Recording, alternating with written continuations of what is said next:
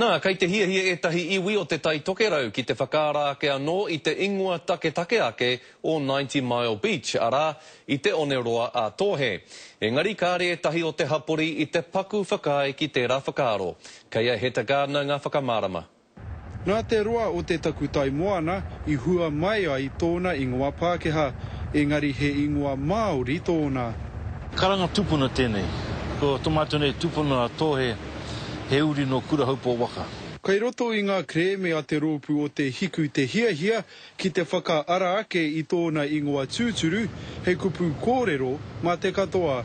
Tēnei ko te tāpiritanga o te ao hau me te ao tawhito kia tirama mai tō tātou nei taonga.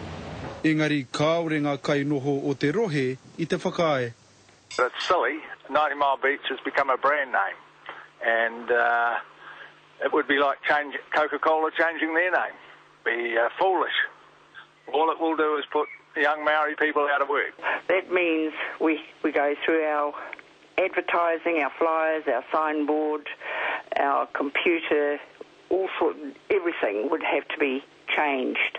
And for us, because we're only a small motel, that would be very expensive. Hei tā hāmi nā te kuare noa au a whakaaro. Ako pērā tonu pēr te āhuatanga o te iwi Pākehā. Ki hei ratu I tino whakapai, whakapono rānei ki tō tātou nei reo hei reo kōrero. Nā Tōhe te maha o ngā ingoa wāhi o te rohe I tapa. Koe nei e hia ana ngā iwi ki te hauhake anō I aua ingoa, hei whakairinga kōrero mā te marea. Hei oai kei te kāwanatanga te kōrero whakamutunga. Engari tērā te whakatūpato. Ki te kore tēnei I tū, tēnā pēr ka hinga te katoa ngā kōrero.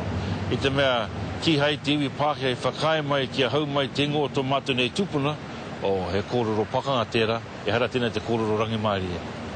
Ka kitea te hua o taua Tōhe, hei ngā marama kai te heke mai, he ta Gardner te karere.